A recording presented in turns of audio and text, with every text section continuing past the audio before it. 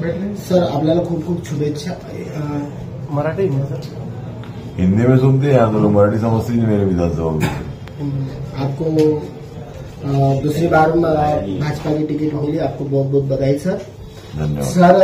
आपका अपन दूसरी बार यहाँ से विधानसभा लड़ने जा रहे हैं, तो क्या ब्लूप्रिंट है अपनी वाली जो नए युवकों के लिए और यहाँ के कॉन्स्टिट्यूंसी के लिए?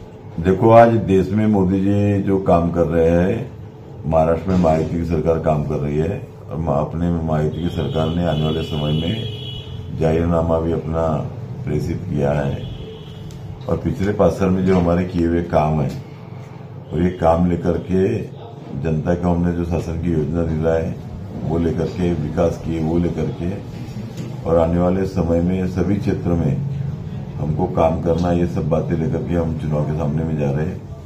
और आने वाले समय में डांगोली का बैरेज को पूर्ण करना, पीने का पानी प्रत्येक व्यक्ति को दिलाना, 24 घंटे किसानों को बिजली दिलाना, जो घरगुती बिजली है इसके रेट कम करके उसका लाभ दिलाना, उसी प्रकार गांव-गांव में वाचनालय खोलना, खेल के मैदान बनाना, वहां पर ग्रीन जिम लगाना, ऐसी बहुत सारी जो बातें हैं हम सभी हेल्थ की जो हमने 20 PSC मंजूर करके लाए उसकी स्थापना करना, ऐसे सभी क्षेत्र का। उसके बाद में जो इमरजेंसी के माध्यम से बड़े पैमाने पर रोजगार देना और युवाओं को रोजगार देने के लिए हम क्या कर सकते हैं, महिलाओं को बचत कर के माध्यम से रोजगार देने के लिए क्या कर सकते हैं, ये सब बातें आने वाले समय में करने का पूरा हम प्रयास करने वाले हैं और ये सब बातें लेकर के हम जनता के सामने भी जा रहे हैं। विपक्ष की तरफ से एक नैरेटिव फैलाया जा रहा है लाड़की बहन को लेकर, तो इसमें आपको क्या लगता है सर, क्या इफेक्ट गिरेगा? देखो, विपक्ष से कितना भी नैरेटिव फैलाए, लाडली बहना को लाभ देने का काम आज महायुति की सरकार ने हमने किया है।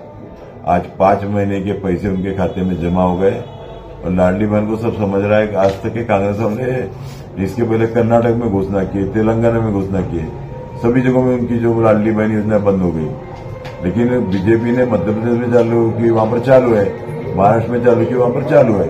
तो लाडली बहनों को सब समझता है, कितने भी नैरेटिव फैलाए, लेकिन लाडली बहना इस बार भारतीय जनता पार्टी को मतदान करने वाली, महायुति को मतदान करने वाली। सर, आपके विधानसभा क्षेत्र में एक विकास पुरी के नाम से आपको जाना जाता है, लेकिन क्या है तो भी रोजगार का एक बहुत बड़ा प्रश्न है, उसके लिए आप युवाओं के लिए रोजगार का कैसा आप हब बनाएंगे? देखो, रोजगार ये जो विषय है ये बहुत जटिल विषय है, ये मैं मानता हूं और ईमानदार से कबूल करता हूं कि रोजगार बहुत बड़ी समस्या है।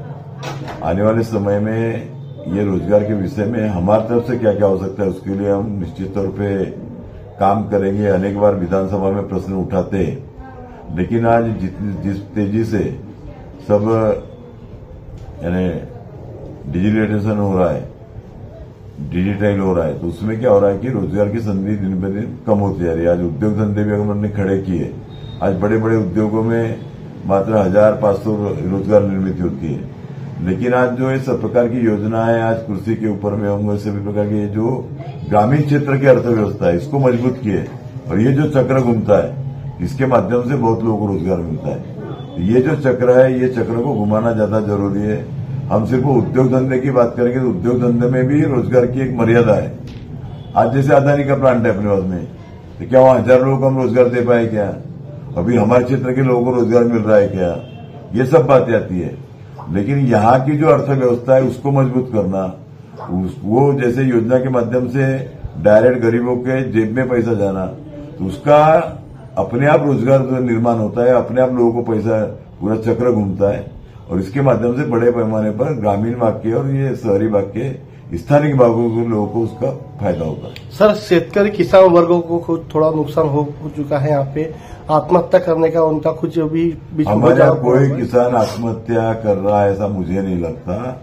हमने 5 साल में आज तक के जितनी मदद नहीं हुई थी उतनी ज्यादा मदद किसानों को की है और आज किसान वगैरह के साथ में हमेशा मैं खड़ा हूं। आप कोई भी गांव में जाके कोई भी किसान से आप बात पूछिए, आपको किसानों में कहीं भी नाराजगी मिलेगी नहीं, जनता भी नाराजगी मिलेगी नहीं। हमने 5 साल में अपने क्षेत्र में भरपूर प्रयास, भरपूर योजना का लाभ आज हम सभी क्षेत्र में टॉप पर है। महाराष्ट्र में लाडली बहना में 1,10,000 में हम लाडली बहना को ना दे रहे, ये महाराष्ट्र में टॉप पे है। आज श्रावण बाढ़ संजय गांधी का लाभ 29,000 लोगों को हम दे रहे, ये पूरे महाराष्ट्र में सबसे ज्यादा संख्या है। आज महाराष्ट्र में सबसे ज्यादा मकान आवास योजना हमने पूरे महाराष्ट्र में गोंदिया तालुका में दी है। ये भी महाराष्ट्र में रिकॉर्ड है। इसका मतलब ये सब रिकॉर्ड जो बने हैं, महिला बचत गट के भवन अकेले गोंदिया विधानसभा में बन रहे, ये रिकॉर्ड है। कृषि गोदाम गांव में हमारे बन रहे, ये रिकॉर्ड है। किसानों को बड़े पैमाने पर मदद की गई, ये रिकॉर्ड है। तो निश्चित तौर पे ये सब बातों का फायदा हम निश्चित तौर पे दे रहे हैं। और आपको मैं पूर्णतः से बता रहा हूं कि जनता आज हमारे साथ में है, विरोधी का उसमें मुद्दे नहीं है। आज वो फेक नैरेटिव फैला करके मतदान लेना चाहते हैं, लेकिन इसका फैसला जनता 20 तारीख को करने वाली है। सर, मेरा आखिरी प्रश्न है, गोपाल दास अग्रवाल जी जब बीजेपी में थे, अभी घर वापसी गए कांग्रेस में, तो आपको क्या फर्क गिनने वाला है सर इसमें मतदान में? क्या गोपाल दास अग्रवाल जी पहले बीजेपी में थे, अभी फिर से वो कांग्रेस में चले गए, घर वापसी हुई। आपको शायद गोपाल दास जी का इतिहास पता नहीं है। उनका जो पूरा इतिहास है वो अवसरवादी नेता है। 1992 में उनकी शुरुआत गद्दारी से हुई। उस समय में केवल अपने केशवराव जी पारदी, इनको एमएलसी की टिकट मिली थी। इनने बगावत करके उस समय में चुनाव लड़े, वहां से इनकी शुरुआत है गद्दारी की। उस समय में इनने भाजपा के लक्ष्मणराव मानकर गुरु जी से वोट लिए, उनको बोले मैं बीजेपी में चुन के आने में आऊंगा। उस समय बीजेपी में नहीं आए।